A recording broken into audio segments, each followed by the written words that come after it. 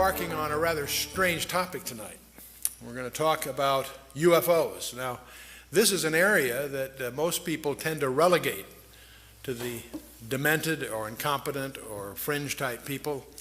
And yet the entertainment industry, of course, has picked up on this with the crop circle thing called Signs, which many may have seen. And also Steven Spielberg did a mini-series called Taken, focusing on the abductions and so forth. And while these things are interesting entertainment, they are replete, of course, with all kinds of misinformation and legends and half-truths that get mingled with facts so that it's really just entertainment. But one of the things you and I have to face is what is the real reality here? Is this just a bunch of nonsense, a composite of hoaxes and pranks by various people through the years? Or is there something really going on? One of the things we want to explore a little tonight is, are the UFOs real? And if so, where are they from? What's their agenda? Are they friendly or hostile? And most important, what does the Bible say about them? So we're going to explore that tonight as we go forth on our exploration of UFOs and the strange term, the Nephilim. What is that all about? But before we start, since we are dealing with a very, very complicated area, an area where many of us have already formed opinions, let me remind you of there's a principle. According to Edmund Spencer, he articulated this: there's a principle which is a bar against all information. It's proof against all argument. And it's something which cannot fail to keep man in everlasting ignorance. And that principle is condemnation before investigation. So one of our challenges as we go into this very complicated topic is to set aside our prejudices and presuppositions, and let's see what we can find out. Now, the same idea is not only articulated by Edmund Spencer, but it also is in our collection of Proverbs by Solomon, who reminds us that he that answereth the matter before he heareth it, it is a folly and a shame unto him. So one of our challenges tonight is sort of set aside what we think we may have heard or what our basic prejudices are, and let's see what we can find out that might be new. Now, many of us, of course, have seen photographs, many of which are hoaxes, contrived, and so forth. There are many of these in the literature. I'm sure you've seen all kinds. The problem is that not all of them are. It may surprise you to learn that there are over 3,000 authenticated photographs in the classified community that are authenticated. So what's really going on here? See, the problem we have in researching this area is there is so much that's uncorroborated. There's a lot of deliberate disinformation, and certainly a lot of data which is unreliable. And the problem is, when you strip away the hoaxes and you strip away the nonsense and you set aside the uncorroborated, there still is too much to ignore that is substantiated, that involves multiple reliable witnesses, including multiple radar sightings. And radars generally don't have hallucinations. And this idea of being plotted simultaneously on multiple radars is something that should get our attention. And now, give you one example. Back on June 18th of 1997, there was a strange vehicle that appeared over Phoenix, Arizona. In fact, went over most of the state at about 30 miles an hour, which is very slow for an airborne vehicle. There were some that said they felt they could have hit it with a ball. It seemed that close as it went over. And it created quite a stir. And on March 13th, there were sightings all the way from Casa Grande and Chandler all the way up through the northern part of the state, Prescott and so forth. So it wasn't just a local phenomenon, and it created quite a stir. Now, the governor of Arizona made a big mistake by treating a press conference the following morning lightly, as humor. And it didn't go over very well because people were upset because they were getting stonewalled by the government. Even though there were denials by the Air Force, they saw the fighter jets sortie after them and so on, so it created quite a stir. It wasn't picked up in the national media it was picked up, of course, substantially in the local media, that is in the state of Arizona. And one of the things that's strange about this is that it happened in March of 1997. It didn't show up until June 18th. And what's strange to me is not just the event that happened in March, but there was no word about it in the national media. But then for some reason, no obvious reason, on June 18th, it was on the front page of USA Today. That's where this picture came from. It was on NBC, CBS, CNN, all the major networks had this brief comment about what happened. What was puzzling about it didn't happen on June 18th, it happened back in March. And I haven't been able to determine what triggered the news media to make it a big event at that time. It's one thing it does demonstrate is how the news is managed, because all the networks pick it up at the same time for no ostensible reason. But as we talk about these kinds of things, sooner or later, we have to focus on the Roswell incident. And many of you realize that approximately July 4th, a few days following maybe, some object, that's in 1947, some object landed near Roswell, New Mexico. And Sheriff George Wilcox contacted the Roswell Army Airfield regarding wreckage that was discovered on Max Brazel's ranch, or in that area.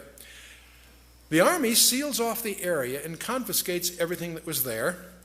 And on the 8th of July, Colonel William Blanchard, who was commander of the 509th Bomb Group, that was our primary atomic bomb group in those days, he issued an official press release stating that the wreckage of a crashed disk had been recovered. Now, this press release went out early enough on July 8th to be picked up by 30 newspapers across the country. And so it is. And this is a snapshot of what it looks like. The RAAF captures flying saucer on ranch in Roswell region and so forth. And no details of flying disc are revealed, et cetera, et cetera. Except within hours, something very strange happens. A second press release, which tried to rescind the first one, was issued from the office of Brigadier General Roger Ramey, who was commander of the 8th Air Force. He resides at Fort Worth Army Airfield in Texas, which is about 400 miles away from the incident. But within hours, General Ramey issues a countermanding release, and he claimed that Colonel Blanchard and the officers of the 509th at Roswell had made an unbelievably foolish mistake that somehow they incorrectly identified a weather balloon and its radar reflector as the wreckage of a crashed disk. Now, frankly, everyone that heard this, that thought about it a little bit, realized that was just a very contrived cover story. And this press release that in effect hit the next day by General Ramey caused, it was in effect a denial, did not explain why they confiscated everything, why the whole subject has been classified to this day. And now what that really did, this absurd cover story, frankly, just fueled the 50 years, the intervening 50 years of conjectures and all kinds of anecdotal testimonies of people who were involved peripherally. All kinds of stories have been echoing throughout this half century that's transpired since July of 1947. And the stories typically maintain that there were 4 alien occupants of this disk, that 3 of them were dead, 1 was still alive. All these presumably were taken off to the never land of military security, and there's all kinds of stories that are too preposterous to really accept, and yet it continues. The great mystery about, when I travel, one of the most often questions I get is, what really happened at Roswell? Well, we don't really know what happened at Roswell. It's been classified, and we'll talk about that a little bit. We do know something that happened 9 months after the Roswell incident. Al Gore was born.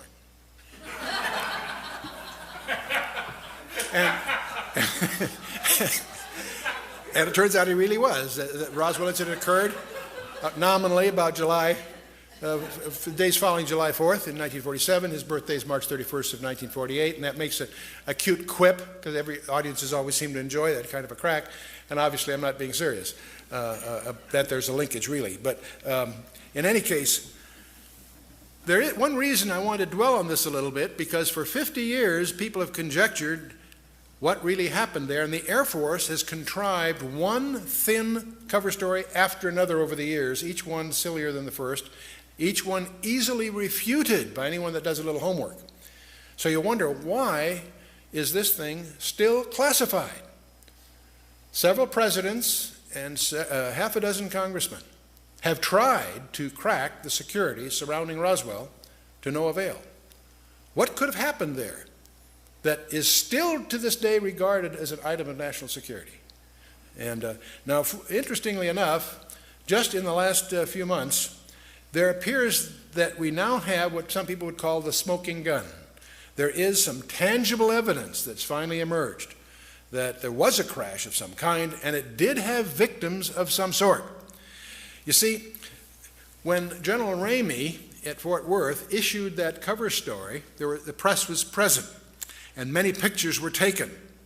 And James Bond Johnson of the Fort Worth Star-Telegram was among them. And on July 8th, he took a photograph, which a number of the photographs happened to show General Ramey clutching a sheaf of papers in his hand that apparently was a communique to Washington, D.C., and he happened to have that in his hand while he was going through this explanation and demonstrating that this really was a weather balloon. They had some props there that they showed and so forth.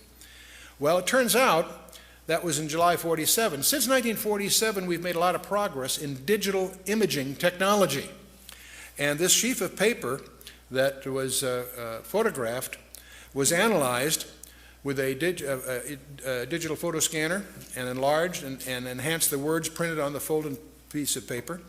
And then using a program for digital enhancement and analysis, it's now been reported on Associated Press on November 22nd of the year 2002 that David Rudiak was able to identify several key phrases on that sheaf of paper that General Ramey was clutching during that press conference. There's a phrase, the victims of the wreck, and also the phrase, in the disk they will ship. Lots of other words that were hard to, more conjectural is what they said, but the point is, here's a communication in his hand going to Washington that speaks of victims of the wreck and speaks of a disc that they're going to ship, while he's covering the story that Colonel Blanchard was all mixed up. This is just a weather balloon. So finally, the UFO researchers have something tangible to go on, because up till now it's been a spooky thing. Let's shift a little bit from 47 to July 19th through the 26th, about a week.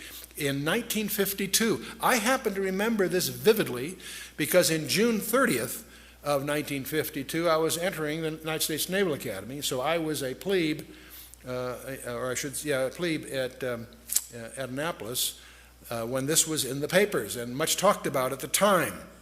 It turns out a number of UFOs harassed Washington National Airport, which in those days was the only airport there. We didn't have Dulles, this is before Dulles, and also Andrews Air Force Base, so badly they had to shut down the air traffic. And this went on and off and on for a week. And it was in the papers, because every time the Air Force would alert jets to investigate what these things were, they would disappear. As soon as the jets landed, they came back. And fiery objects overrun jets over Capitol in the Washington Post. These are headlines from that period. Now, one of the things, there again, they never really explained it. They issued some cover stories, but the truth of the matter is they didn't know what it was, and it wasn't just an incident one night. It went off and on for the better part of a week. Again, it created a problem just in blocking all the phone traffic, because everybody's calling what's going on and so forth, and so something real was happening, because you're talking here multiple radars. This isn't some impressionable, unprofessional observer. This was the air controllers at Washington National and Andrews Air Force Base, and never explained, at least not to the public. 1993, by the way, there are thousands of these things to select from. I've just picked a few that seem representative. Over in Mexico City in 1993, the population by the thousands were upset and disturbed by what went on. Seoul, South Korea, November 23rd of 1996. CNN and Reuters reported a huge cigar-shaped UFO that was televised for 10 minutes on national television.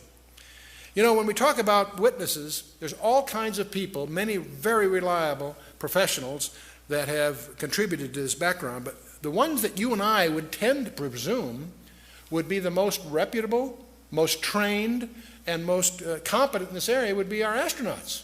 You think they know something about it. Do you realize that 13 of them have gone on record of seeing UFOs while they were doing their missions? Ed Mitchell, Apollo 14, April 1996, and this was on Dateline NBC. He said, NASA is covering up what really happened at Roswell, New Mexico. See, this isn't just the presumption of some journalists or the tabloids at the checkout stands in the market. These are serious people saying that something is being covered up. Astronaut Gordon Cooper has made many talks. In May 15th of 1963, he did the 22-orbit Mercury capsule. He saw a green UFO, which was also at the same time he saw it tracked by the radar in Australia. It corroborated this. And he's testified before the United Nations that UFOs are visiting this planet. And in May 1996, he said, we are being visited by aliens. So he's spoken a lot about this, so much so that some people tend to write him off. James Lovell, Frank Borman, Gemini 7, December 1965. On the second orbit of their 2-week flight, they saw a UFO. Gemini Control presumed it was the stage of their own Titan booster. But they indicated that they had both the booster and the UFO in sight, so that doesn't quite jive. Walter Schirra, these are all familiar names to most of us. Mercury 8, 1968. He was the first guy to use the term Santa Claus to indicate UFOs are near the space capsule. And so this was about December, so everybody thought that this was just a cute quip, but it was a code word. And it was later, in 1979, Maurice Chatelain, the chief of NASA Communications, confirmed that the Santa Claus phrase was a prearranged code word to deal with the UFOs without alarming the public. And Neil Armstrong, Buzz Aldrin, these familiar names to you? Are these guys competent? On Apollo 11, July 21st, 1969, both apparently saw lights in and on a crater, and there are unconfirmed reports that there were other spacecraft there. Some of this is classified, gets classified quickly, so we're treading in dangerous ground. But they have said 2 large objects were watching them. And Armstrong is quoted in some reports of a CIA cover-up. Now those reports get squelched, of course, so it's hard to separate what was just urban legend and what really happened. But if you go to Ed White, James McDivitt, James Lovell, Borman, Schirra, Gordon Cooper, these guys have all reported UFOs. Neil Armstrong, Apollo 11, Buzz Aldrin, Apollo 11, Ed Mitchell, Apollo 14, and on it goes. And one of the most interesting ones is John Blaha. He was a veteran of 5 space shuttle missions. He also was a relatively recent resident of the Russian Mir space station. This a few years ago. March 24th of 1989, an amateur radio operator picked up an intercept. Said, Houston, this is Discovery. We still have the alien spacecraft under observation. And very impressive to listen to that soundtrack and hear the familiar voice say these rather strange things. So UFOs, we could go on and on. The main point I'm trying to do at this point, just indicate there are some people that you would consider competent and reliable in multiple names that are reporting these things are real. And I would not attribute all of these to hallucinations or being impressionable or what have you. In fact, if you start looking into this area as an area of research, you'll find it extremely difficult because there are 6,000 professional publications in English alone that deal with this. There are 2,200 foreign publications, 1,350 UFO-related periodicals. And some of these, if you look at the books in the library, there are over 700 books that deal with UFOs just in the period from the 17th century to the First World War. Excuse me, the Second World War, from 1650 to about 1945. There are over 300 books prior to the 17th century that deal with UFOs in the ancient times. So what on earth is this all about? You know, they've done polls. Do you realize that 57% of Americans, according to the polls, believe in UFOs? That's Doesn't make them real, but it says there's some phenomenology that must be real, even if just perceptions. 15% of Americans believe they have seen a UFO. How many of you in the audience have seen a UFO at one time? Okay, we're not going to take names. I just care. Oh, good, okay. Here's the shocking one. This blew me away when I first ran into it. Somewhere between 1 and 3%, various polls agree, somewhere between 1 and 3% of Americans claim that they have had an abduction experience. That's over 5 million people, or in that neighborhood. Not a few thousand deranged people, not a few, disaffected. This is, we'll talk a little more about this. This is a very, very disturbing phenomenon in the counseling profession. Now, part of the problem of the UFOs is they have some paradoxical behavior. On the one hand, they're seen by multiple competent witnesses. They are plotted on radar, sometimes multiple radars simultaneously. They leave tangible traces on the ground, sometimes radiation, evidence of burning, and other things. So they are apparently real in the sense of being physical, on the one hand. There are photographs. Sometimes they show up on photographs, sometimes they don't. But here's the problem. While they seem to be tangible on the one hand, they exhibit behavior that can't possibly be physical. They can go in excess of 6,000 miles per hour without sonic boom. So what on earth does that mean? I'd like to know how they do that trick. They've been plotted making right-angle turns at over 16,000 miles an hour. That defies the laws of physics. That's now perhaps the most disturbing thing of all. They appear to have the ability to materialize and dematerialize without a trace. One of the great mysteries of the UFOs isn't seeing them, is trying to figure out where are they when you don't see them. Some people say, well, they're from another galaxy. Most physicists will debunk that for lots of reasons. They seem to pose that way, but for lots of, if they came, if there are that many coming from another galaxy, you'd think you'd sense the traffic. We'll come to some more reasonable explanations, and you're going to discover the two top researchers in the last century, really, is Jacques Vallée, France, and J. Allen Hynek, the American. Now, J. Allen Hynek was head of astronomy at Cornell, and he set out to debunk this nonsense about UFOs, and he became one of the most ardent, competent, balanced researchers in the trade. J. Allen Hynek, he died a few years ago. Those of you that saw the movie Close Encounters of the Third Kind, whether you realize or not, saw J. Allen Hynek because he was in the crowd. I was on a board in those days with Alan Adler from Columbia, and they had him as just a gesture appear in some of the scenes, just as an extra. And the Lacombe of that piece of fiction, of course, was patterned after Jacques Vallée, the Frenchman. Both of these respected researchers came to the conclusion that they're not intergalactic for lots of physics. There are a lot of physics rebuttals to that conjecture. They both argued that these things are demonic, their term. They've written many, many books. You can check them out. These are not religious people. They're not people with any kind of personal agenda. But they came to the conclusion that these things, on the one hand, and by the way, we take for granted that we strip away the nonsense and the hoaxes, set that aside. There's tens of thousands of files you have to wallow through. When you cut through all that, there's still a core group, a substantial core group of real events that need explanation. And so on the one hand, they exhibit physical properties on the one hand. On the other hand, they also violate all physical laws. And so the conclusion that both J. Allen Hynek and Jacques Vallée and others have come to is that they're hyperdimensional, that somehow they come from another dimension periodically. That causes us now to stand back a little bit and do a little tutorial on hyperspaces. And we're going to get into why we feel that the Bible is an authenticated message of extraterrestrial origin in the first place. So let's talk a little about hyperspaces. There are only two kinds of... A hyperspace, by the way, just a term for a space of more than 3 dimensions. You and I are familiar with two-dimensional space. It's called a scratch pad or a photograph or a piece of paper is a two-dimensional representation of something, typically. Three-dimensional space we're familiar with because we live in it, and we also build models in 3 dimensions.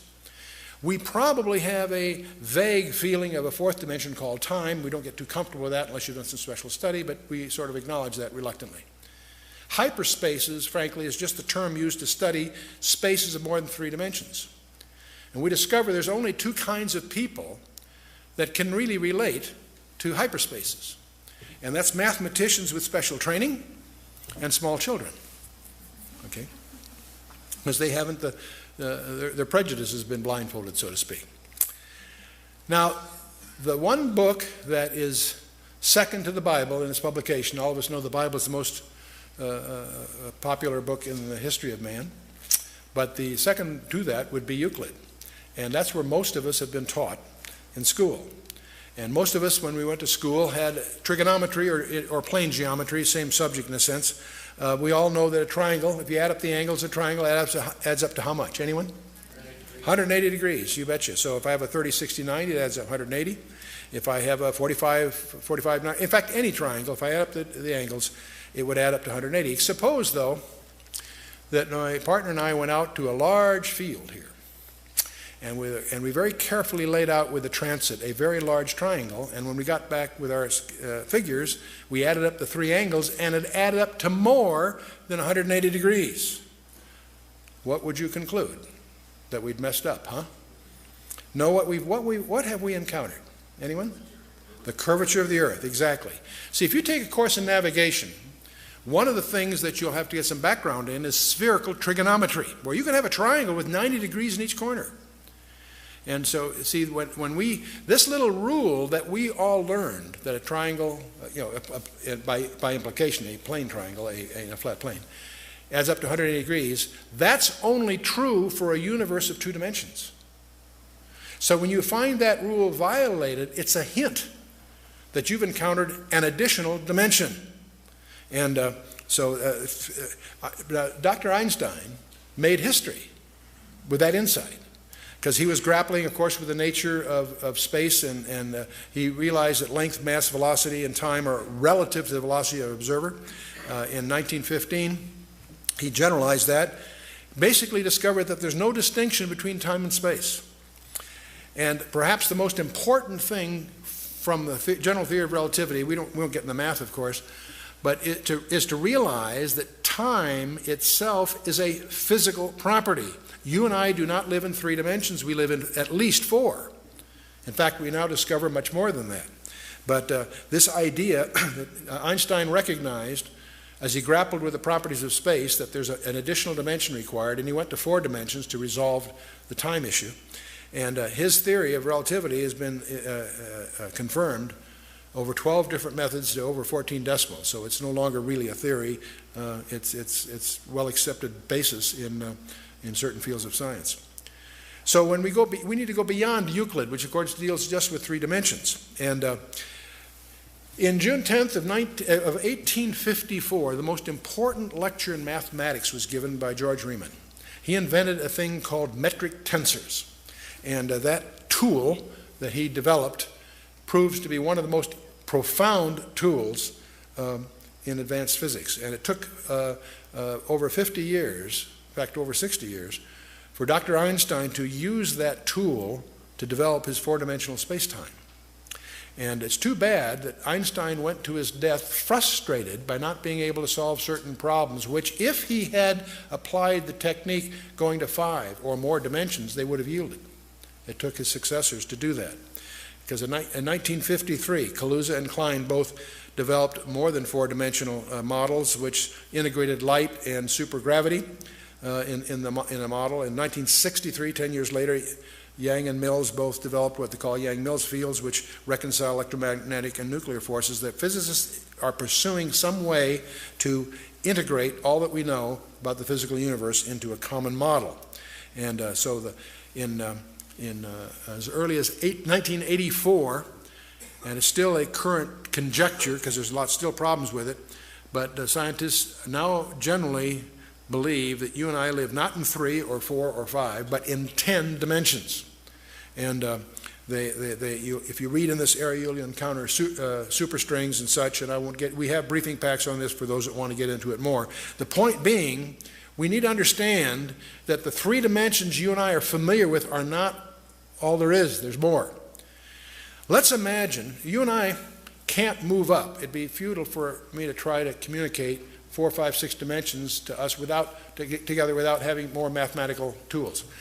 But what we can do is we can go the other way, and it may stretch our horizons here a little bit.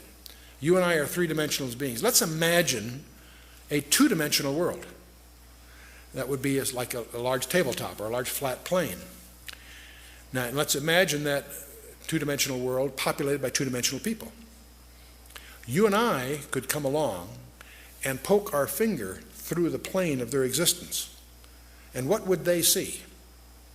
They would see a circle. They'd only see that which they could relate to in their universe. But if we as a three-dimensional being are putting our finger through that two-dimensional universe to the two-dimensional people in the two-dimensional universe, they would simply see a circle. Well, in fact, let's imagine that a ball fell through that two-dimensional universe. To the two-dimensional observer in that two-dimensional universe, he'd see from nothing to a point. It'd grow to a large circle, and then it would shrink back to a point and disappear. He wouldn't be able to relate to what happened because he doesn't have the insight of that third dimension. You with me so far? Now, if you had some other kind of a shape, say a tumbling cube, it also would go through and it would take odd shapes as it passed through and then disappear. So one of the problems we have, suppose you and I are going to try to communicate a three-dimensional object to that two-dimensional world. How would we go about it? Well, there's a couple of ways. One would be to do what an architect would call projection. For example, if we had a cube, we could, in effect, shine a light that would give you a profile of that in 2 dimensions. And you discover very quickly that that works, but it's not too useful in letting the two-dimensional person understand a three-dimensional cube. So there's another way you could do it. You could take a three-dimensional cube and you could unravel it.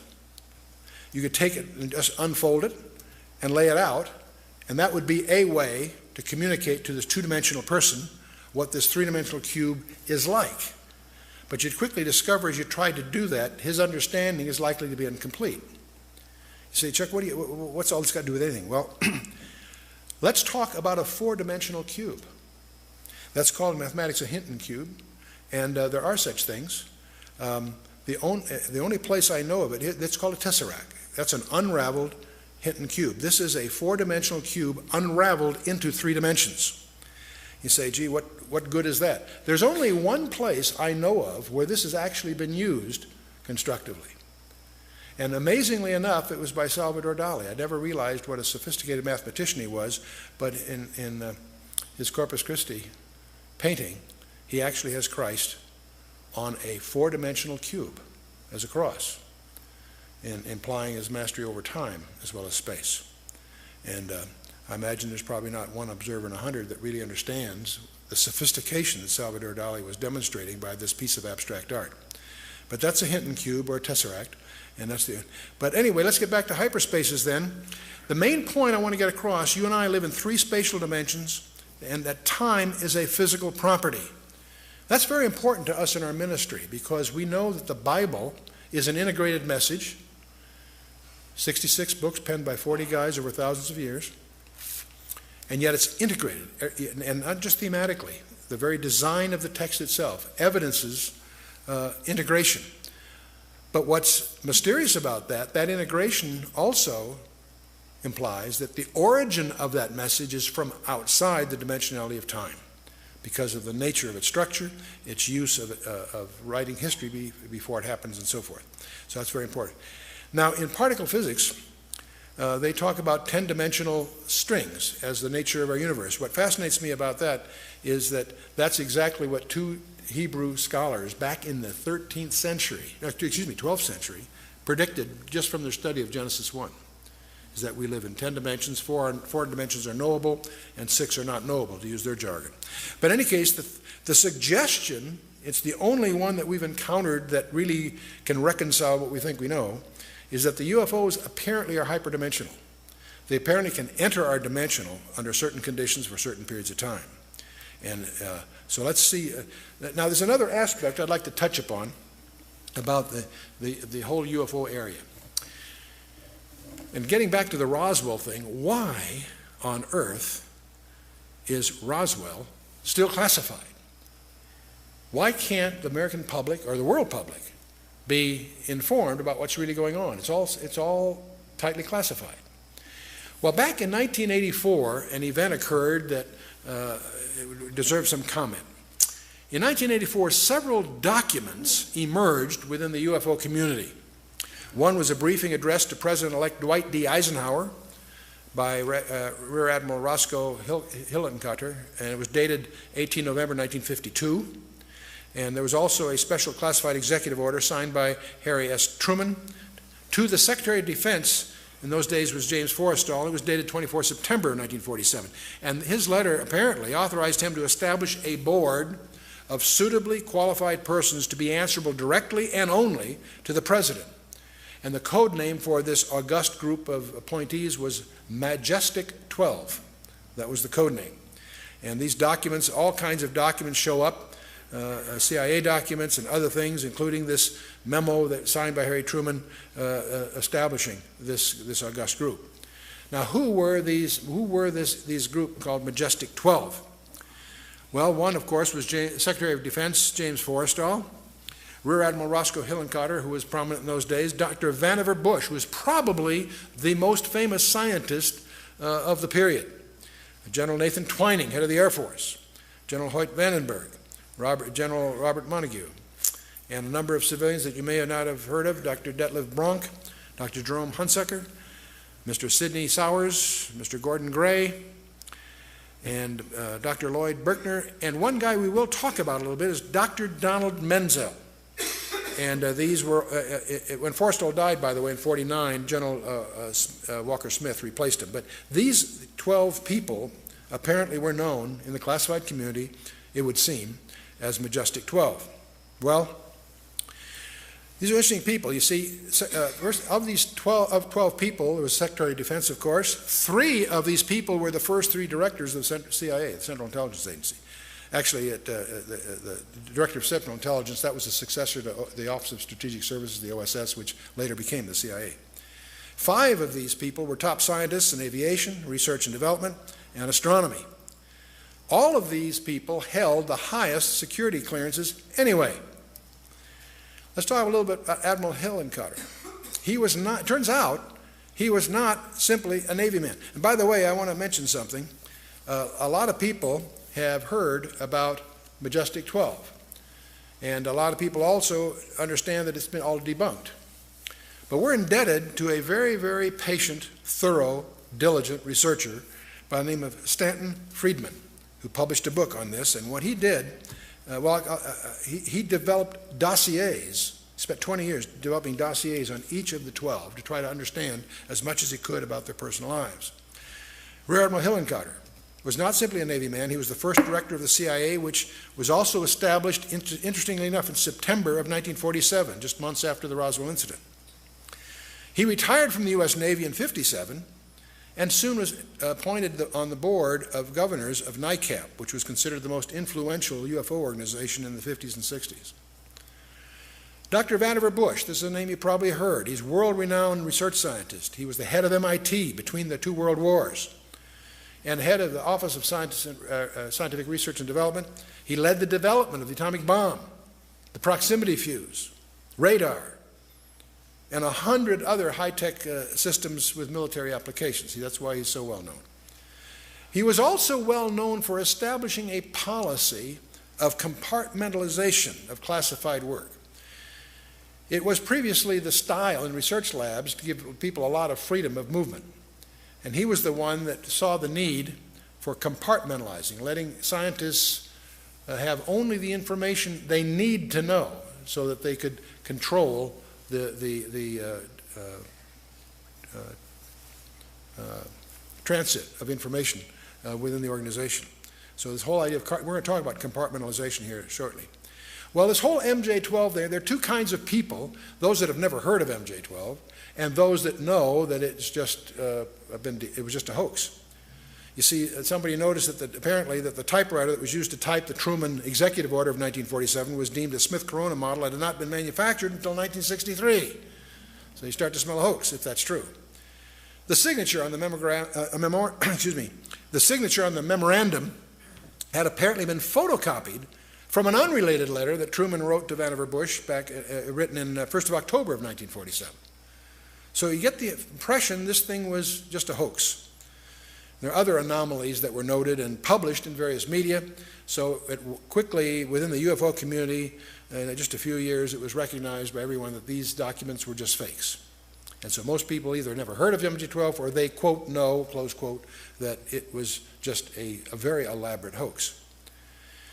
Until Friedman comes along. Stanton Friedman, he was a nuclear physicist. He spent over a decade painstakingly probing 15 libraries and archives, and he now has cast significant doubts about the doubters. He has refuted most of the documentation quibbles that were raised by the skeptics, but more importantly, he compiled detailed dossiers on each of the 12, and he's made some intriguing discoveries.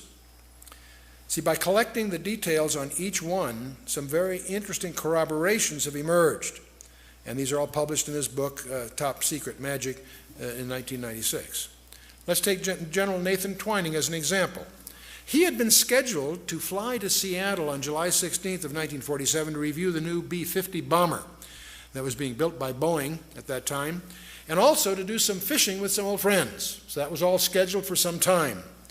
Suddenly, General Twining canceled his Seattle trip and headed for New Mexico on July 7th. This is billed as just a routine inspection, but that doesn't jibe with the apparent urgency to upset all these other long-laid plans for no apparent specific reason. It's also interesting that on July 9th, President Truman met with New Mexico Senator Chavez with no reason given. So you get the feeling behind these calendar entries there's something going on. Another interesting guy is Donald Menzel. He apparently, Friedman discovers, led a double life. As a UFO debunker and a distinguished astronomer in public, he was a well-known astronomer. He also ran around poking holes at these UFO conjectures that were going on in those days. But it turns out he was also a linguist, a cryptographer, and a consultant to the National Security Agency and the Defense Intelligence Agency for more than 30 years, and this was not known in the public. This is something Stanton found out by doing his homework. He held a top-secret ultra-clearance, and none of this was known to the general public. So it's interesting, whoever contrived this hoax had a lot of inside information somehow. Now what's also provocative is Dr. Menzel, he gave some technical explanations disputing some UFO incidents that often were not scientifically defendable, especially for a guy like him who is a competent technologist. So it's strongly suggestive that he had a private agenda of disinformation as part of his job. So at this point, it may be useful to highlight, again, this is a little tutorial, which I'm going to call the anatomy of secrecy. How do you make something secret within the government or military community? Well, the first thing, you can define the content of what's going on as secret or top secret or whatever level is justified by the content of the material. If there's a contract, the content of the work can be classified secret, top secret, what have you. But let's assume you're really serious about making this especially secure. The other thing you can do is called compartmentalization. You can compartmentalize the project. And how do you do that? You make the existence of the contract classified. And these are usually in the intelligence community, and that's why they go by a nickname. They're called black programs from the intelligence side. These are great contracts to get because your competitors don't know they exist. So they're sole source, and they're considered attractive contracts. See, I have served as chairman of the board of 4 different publicly traded defense contractors. And several of these were companies that had their primary commitments in deeply classified work and obviously included compartmentalized programs. But I have to tell you, I was startled. I spent 30 years in the strategic community, both in the Department of Defense community directly and also, as I say, on boards and of publicly traded defense contractors. And I have to tell you, it was late in that 30-year career that I discovered, much to my amazement, there is another level of security, and that's where you make the existence of the customer classified. And I was in one of those projects, and it was a very, very strange meeting. We had our little company that was publicly traded, but not a large company, was competing for a particular procurement, and the head of that particular division asked me, as chairman of the board and controlling shareholder, and so on, to be present at the meeting, along with our banker. The vice president of First Interstate Bank was there, and as we in this conference room, three guys come in with business cards and give us their business cards, High Technology Research Associates or something like that, but quickly explain that that's just a cover, and we're not surprised. That's what's known as a cutout, a shell corporation that they're using for certain purposes, and they explained to us that we're down to two companies, ours, which is a smaller company, and another large company. One of the two companies is going to get, this is like on a Wednesday or Thursday, on Monday, one of these companies will be phoned and get the contract. And we're in the running. Okay, that's exciting. But then they explain that they're very embarrassed because we'll get a verbal okay on Monday if we win, but we'll have to start work right away to make the timing, and they won't be able to get paperwork to us for maybe 60 or 90 days. They're embarrassed, but it takes that long to get the kind of paperwork we need. And so the problem is we're going to have to start on a verbal go-ahead before we have paper. And the problem with that is that they looked at our financials, and we weren't that financially strong to undertake that kind of a commitment. And so that's why they wanted a banker there. And so they said, could the bank extend? I think we had a credit line in those days of, I think, $4.5 million. It would take another $1.5 million to make us presentable for this purpose. And so they asked the bank if the bank could increase our credit line for $1.5 million. The banker very naturally said, "You don't tell us who you are, and you won't tell us what it's all about." The answer is no. And so we're at a stalemate because, as it said, we wouldn't be qualified. And I turned to the vice president of First Interstate Bank and says, "You people have my personal financials." In those days, I had money. That's before I got in my project with the Russians. But anyway, that took me down. But the point is, in those days, I had a net worth. I says, you have a net worth. If I guaranteed the incremental loan, would the bank willing to go along with this? And he said, I can't. He says he didn't have the authority, but we go downtown. He says they'd probably go along with that. So I turned to the customer. I says, if I can pull that off in the next 24 hours, would that suffice? And they said, sure. So that's exactly what we did. I went downtown the next morning to First Interstate Bank. We signed some papers, and I guaranteed an incremental $1.5 million on the existing $4.5 million loan on that Thursday or Friday, whatever it was. And that Monday, we did get a phone call, and we won this contract. And that was it turned out to be the electronics for the B-2. And it was 18 months later that whole project got transferred to Northrop. But prior to that, it was in an organization whose existence is classified. And so it startled me to discover that there's a whole procedure. There are cost recovery procedures, there are courts, there's all the necessary infrastructure to make this all work is in place, and it's all highly classified to protect even the existence of the customer. That's the third level, if you will. You follow me? Well, one of the things that I want to, when you start talking about this, with that kind of a structure, how do you also really protect something that you're trying to keep secret? And one of the things you can do is have an active disinformation strategy. You not only keep it secret, you publish things to keep people from understanding what it is, discredit it, or whatever else. And we did that, for example, in the Manhattan Project during World War II. The very existence of our atomic bomb project, the so-called Manhattan Project, was hidden under a whole bunch of other cover stories and pseudo-projects. You went through certain doors, there were projects going on that really had nothing to do with anything, they were just a cover, to hide what was really going on. Active disinformation. And one of the things I personally suspect is that's exactly what they did with MJ-12. It's very possible that they surface documents that have flaws in them, knowing that after a few months, few years, whatever, the diligence of researchers will discover that that couldn't have been that typewriter, that really isn't Truman's signature, whatever. So everybody knows that MJ-12 is just a big hoax. What a perfect cover. Ask anybody that's in this community about MJ-12, and they'll shrug it off right away. Oh, that's that hoax that surfaced in the 80s. Really? What a perfect cover. And obviously, if I think it's real, I think it's continued. It obviously has gone under new names and so forth. But I suddenly began to realize that the debunking of MJ-12 may be very well, there's a number of reasons I don't want to get into that caused me to suspect that that all was contrived. There have been some others like that, incidentally. So there's a continuing mystery. Why is somebody going to all this trouble to hide, for example, the Roswell stuff from after 56 years, whatever it is, 57 years? 2 presidents, 4 congressmen failed to penetrate the security surrounding the UFO-related issues. That's strange. By the way, a Canadian embassy inquiry was rebuffed in Washington, D.C. with the disclosure that the topic of UFOs enjoys a classification higher than our most secret warheads, the W-88s. They made an inquiry and they got turned down, but they made a mistake when they turned it down because they disclosed the fact that what they were after, which is some UFO information, was classified more highly than our weapon systems. Why? And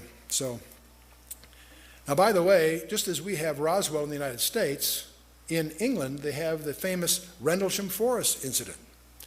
And this is kind of interesting. On December 26th and 27th, the day after and then the next day of Christmas, in 1980, there's a forest that's right next to a U.S. air base and a Royal Air Base at Woodbridge in Suffolk, England. And in that forest, twice, 2 evenings in a row, a UFO landed.